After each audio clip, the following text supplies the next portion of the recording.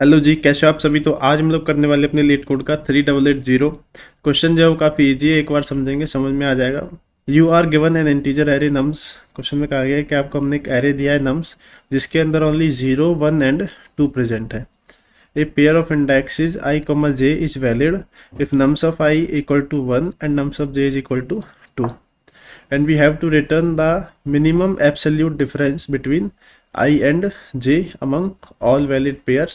If no valid pair exists then we have to return -1. So question जो काफ़ी simple है, कह रहा है कि आपके पास एक नम्स एरे है जिसके अंदर ओनली 0, 1 एंड 2 प्रेजेंट है और आपको एक वैलिड इंडेक्स पेयर ढूंढना है I comma J such that nums of I is equal to 1 and nums of j is equal to 2।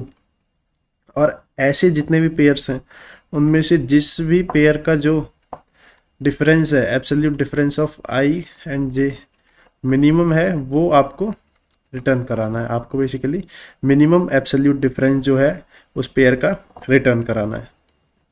I hope question आप लोगों को समझ में आ गया होगा। क्वेश्चन काफ़ी इजी है और हम इसको एक बार एक एग्जांपल लेके समझते हैं कि हम इसको कैसे सॉल्व करेंगे। सो हमारे पास एग्जांपल है नम्स इक्वल टू 1 0 0 2 0 1। सो अब हम यहाँ पर क्या करेंगे, अपना एक आई कॉमा जे पेयर फॉर्म करने की कोशिश करेंगे। सपोज जो मेरा आई है वो यहाँ से 0 से स्टार्ट होता है and my J start from here. J जो है मेरा वो 1 से स्टार्ट होता है। तो देखूंगा मैं क्या मेरा आई कॉमा जे जो पेयर है वो वैलिड है। वैलिड कब होगा, जब मेरा नम्स ऑफ आई जो है 1 होगा और नम्स ऑफ जे जो है 2 होगा। तो क्या नम्स ऑफ जे मेरा 2 है? नहीं। सो जे को आगे बढ़ाएंगे, यहाँ पर भी नहीं है, यहाँ पर है। सो जे इक्वल टू 3 पर मेरा जो आई कॉमा जे का पेयर है जो कि है मेरा 0,3, वो एक वैलिड पेयर है। इसका हम डिफरेंस फाइंड करेंगे। डिफरेंस कितना आएगा, एब्सोल्यूट डिफरेंस 3, और उसको स्टोर करा देंगे। सिमिलरली हम आगे जाएंगे, देखेंगे कि 2 प्रेजेंट है, नहीं है। सो फिर हम अपने आई को आगे बढ़ाएंगे इन अवर नेक्स्ट आइट्रेशन। मेरा जो आई है वो यहाँ आई इक्वल टू 1 से स्टार्ट होगा। देखेंगे यहाँ पर क्या है, 0।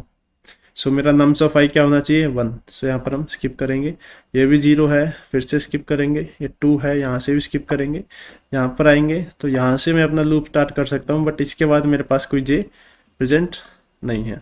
सो basically I have to check all possible pairs of I comma j such that nums of I is 1 and nums of j is 2 and record their minimum absolute difference in an integer variable।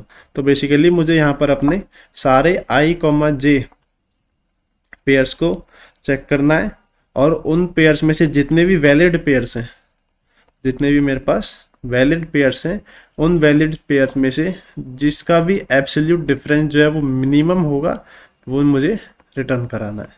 तो I hope आप लोगों को समझ में आ गया होगा। हम यहाँ पर 2 लूप लगाएंगे।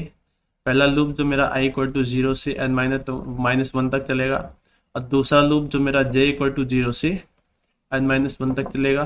And for every pair of I comma J we are going to check कि मेरा जो आई कोमा जे है वो वैलिड पेयर है या नहीं।